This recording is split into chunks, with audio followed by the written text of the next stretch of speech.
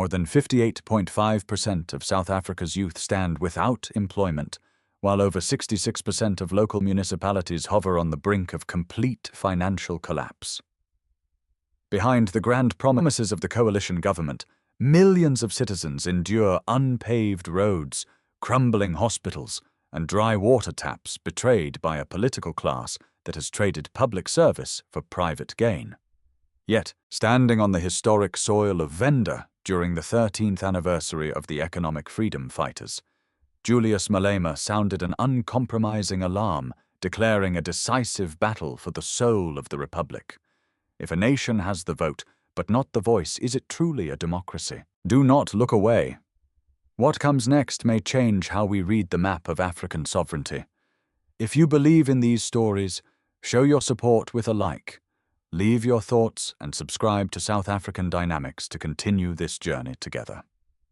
Today we examine the seismic shifts shaking the foundations of power in Pretoria and what future awaits South Africa in the wake of an address that reverberated across the entire continent. On the 25th of July, 2026, tens of thousands of Red Beret supporters flooded into Thohoyandou Stadium in the northern reaches of Limpopo province. They gathered to mark the 13th anniversary of the economic freedom fighters and to witness the launch of the party's local government manifesto. But this was far more than an annual political rally. By choosing the Venda region as the staging ground for a crucial electoral confrontation, the movement sent a deliberate signal across the nation. To understand the weight of this moment, one must understand the soil beneath their feet. This is the sacred ground of the Venda people, guarded by the ancestral spirit of King Thohoyandou and forged in the ferocious resistance of King Makado. In the late 19th century, while colonial forces carved up the southern continent, King Makado stood unyielding in the Zoutpansberg Mountains, repeatedly frustrating Boer attempts to subjugate his kingdom. He earned his place in history as a monarch who refused to yield his land or his people to foreign domination. By invoking these legendary figures, the gathering sought to draw a direct line between 19th century anti-colonial defiance and 21st century economic emancipation. That historical lineage was echoed in the international presence at the stadium. Delegations from the Botswana National Front, alongside sister organizations from Zimbabwe, Lesotho, Gambia, Eritrea, and Somalia, took their places on the platform.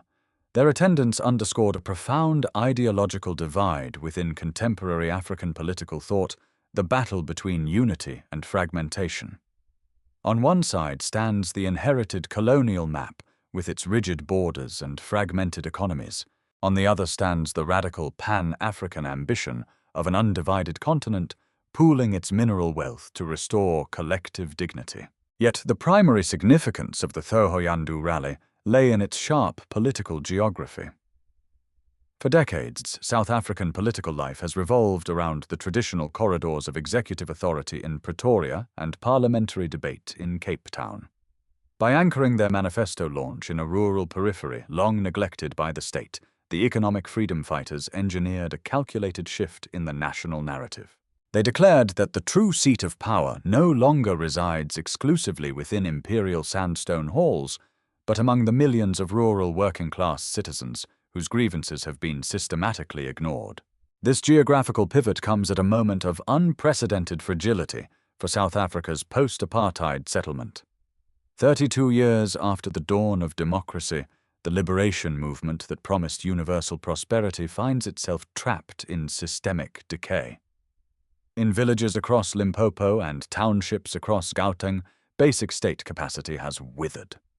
Clean water is a luxury road, networks are disintegrating into impassable tracts of dust, and local councils operate under the shadow of persistent corruption. The arrival of thousands in Thohoyandou was not merely a celebration of a party's survival over 13 turbulent years. It was a visible gathering of public indignation. As international fraternal greetings drew to a close and traditional praise, singers quieted the crowd and expectant silence fell across the stadium. Everyone present knew that the ceremonial intros were over and the political reckoning was about to begin. For standing at the edge of the stage, microphone in hand, Julius Malema prepared to deliver a speech that would tear away the comfortable illusions of Pretoria's ruling coalition. When Julius Malema stepped up to the podium, the atmosphere inside the stadium shifted from celebration to direct political confrontation. Addressing thousands of delegates and millions watching across streaming platforms, Malema delivered an address that laid bare the bitter realities confronting ordinary working-class South Africans. He did not offer comfortable platitudes. Instead, he held up a mirror to a crumbling state apparatus that has failed its most vulnerable citizens. In a striking moment of grounded political storytelling, Malema turned his attention directly to the daily humiliations experienced by the residents of Vemba. He pointed out the absurdity of local infrastructure decay, noting that driving straight through the streets of Thohoyandou had become an impossibility. Drivers were forced to swerve erratically from side to side, simply to avoid deep, destructive potholes, a hazardous obstacle course that turned every routine journey into a test of survival. "When the traffic police see you driving straight," Malema declared to roaring laughter and applause, "they think you are drunk because only a sober driver knows you must swerve to dodge the potholes." Yet beneath the dark humor lay a scathing indictment of municipal neglect. Malema addressed the pervasive dust choking the towns every August, refuting the government's excuse that it was merely seasonal wind. The dust, he insisted, was a physical manifestation of abandoned infrastructure, unpaved roads, dry water schemes, and missing municipal services.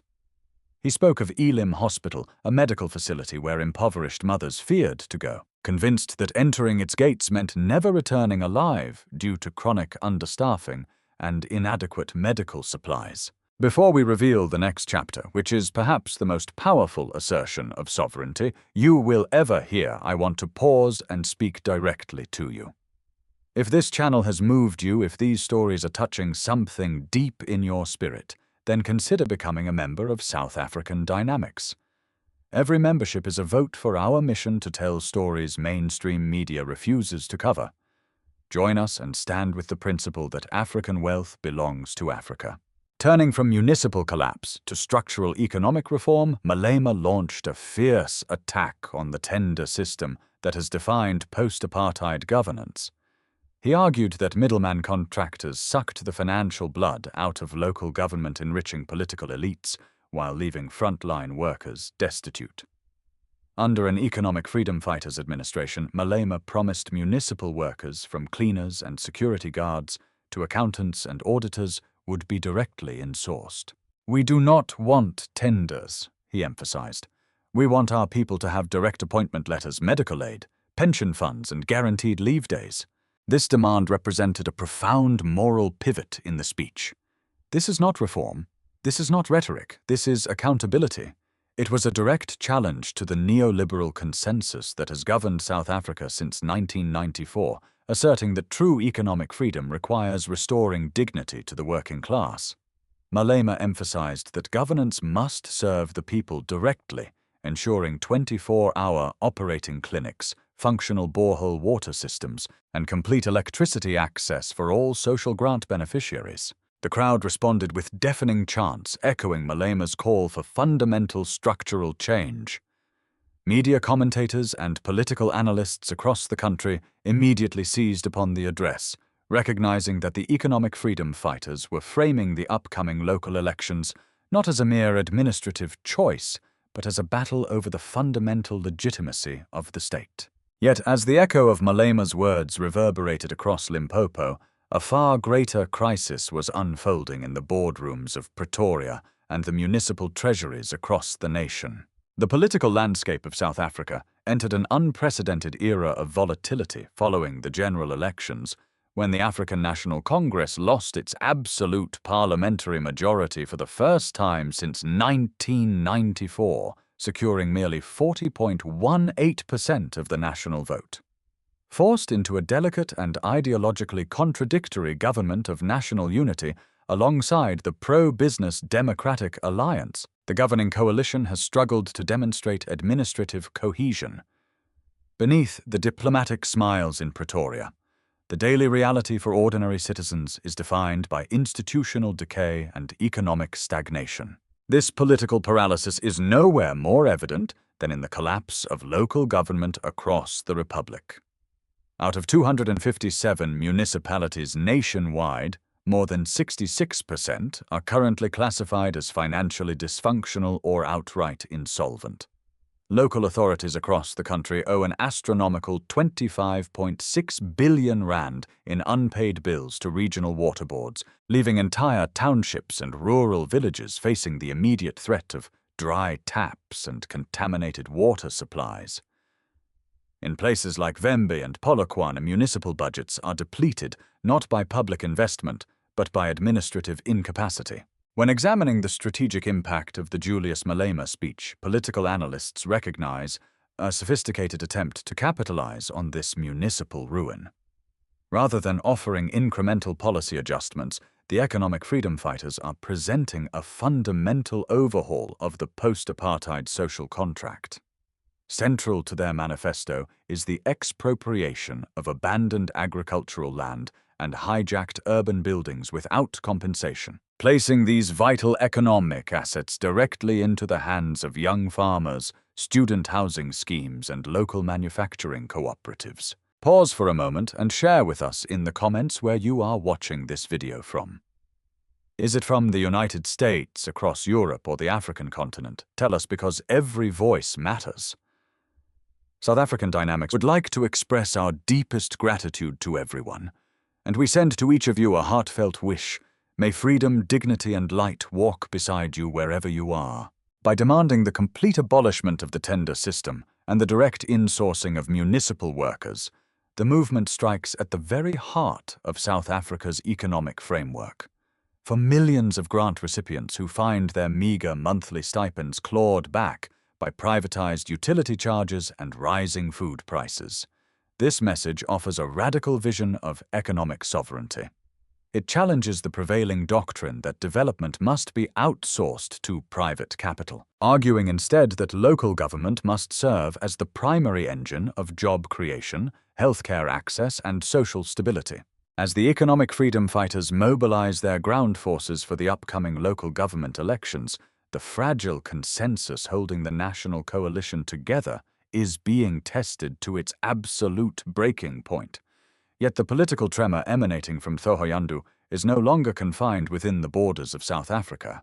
Its shockwaves are now echoing across foreign ministries and international financial institutions. The political reverberations emanating from the Thohoyandou rally have extended far beyond southern Africa, triggering intense scrutiny in Western diplomatic quarters and international financial centers. Foreign ministries in Washington, London, and Brussels are closely analyzing the strategic trajectory of a nation that serves as the economic anchor of the continent and a vital gateway to its mineral wealth. For international observers, the growing electoral pressure exerted by radical opposition movements poses complex questions regarding long-term investment security and regional stability. At the heart of global concern lies the economic doctrine articulated in the EFF Manifesto 2026. Western analysts view the proposed expropriation of land, the nationalization of key industries, and the state-led restructuring of municipal procurement as a direct challenge to free market norms. International credit rating agencies and global institutional investors worry that a shift away from orthodox macroeconomic policies could accelerate capital flight and weaken the rand. Yet, across many developing nations and Pan-African circles, these same proposals are greeted not as economic recklessness, but as an overdue assertion of economic sovereignty. Within regional bodies such as the Southern African Development Community and the African Union, the response is similarly nuanced. While incumbent governments remain cautious about radical political disruption that could destabilize cross-border trade and migration, Flow's younger populations across the continent resonate strongly with the call for open borders and shared resource wealth. The demand for an undivided Africa free from imperial legacy and economic dependency echoes a broader global shift toward multipolarity. For the United States and its allies, South Africa's internal political struggle carries profound strategic implications.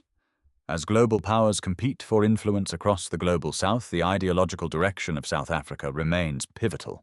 Western policymakers face a delicate balance, maintaining diplomatic engagement with the governing coalition while preparing for an increasingly fragmented political landscape where anti-imperialist rhetoric commands significant public support. This is the central dilemma confronting global observers. This is not silence, this is not noise, truth. The international community can no longer treat South Africa's domestic discontent as an isolated friction, but as part of a wider continental demand for structural transformation. Standing at this critical geopolitical crossroads, the Republic must now confront the defining question of its modern history. Will the political establishment manage to contain the rising tide of popular anger, or is South Africa marching inexorably toward a complete transformation of its constitutional order? As South Africa moves relentlessly toward the 4th of November 2026, the Republic finds itself standing at a historic threshold. The rallying cry of victory or death, proclaimed by the Youth Command in Thohoyandou, is not a literal summons to conflict, but an existential political mandate. It reflects the intense frustration of a generation that refuses to accept structural poverty as an inescapable destiny. In this high-stakes political battleground, the electorate is no longer content to sit on the fence. For 3 decades, millions of citizens watched from the margins as political elites made comfortable promises while municipal water systems failed, electricity grids faltered, and youth unemployment surged past 58%.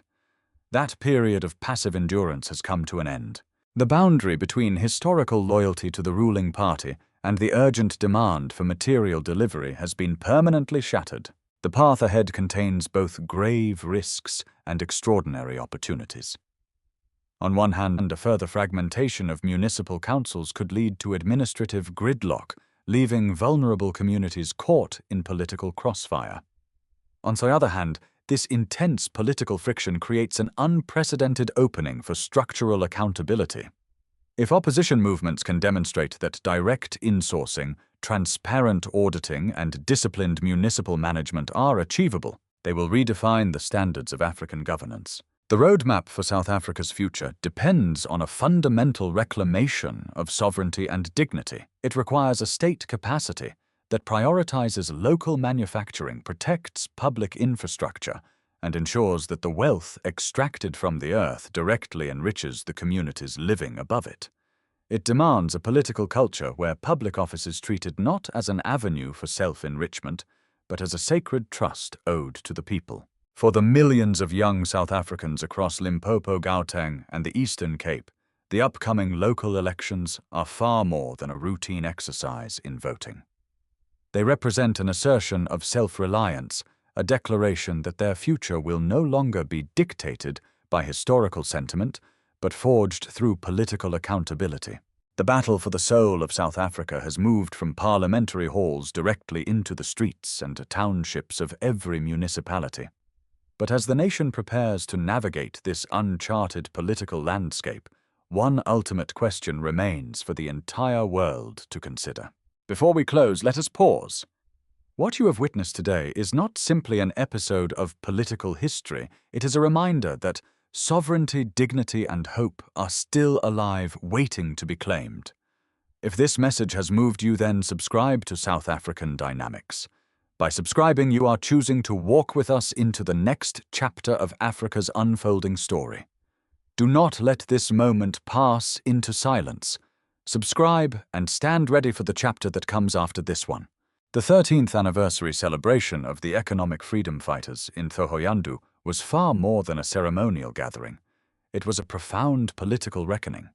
Through the Julius Malema Speech, the nation was confronted with a stark choice between the quiet acceptance of municipal failure and a radical pursuit of economic dignity.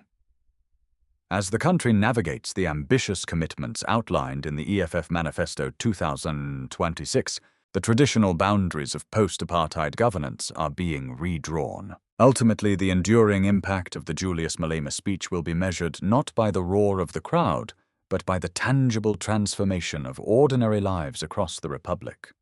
For international observers tracking Malema's latest news, It is clear that the demand for resource sovereignty, worker insourcing, and institutional accountability has reached an irreversible turning point. If power changes hands, but not structure, has anything really changed?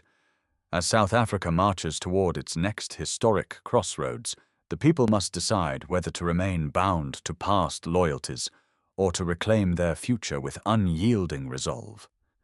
The echo from Venda will not fade. It will grow until the promise of genuine freedom becomes an undeniable reality for every citizen.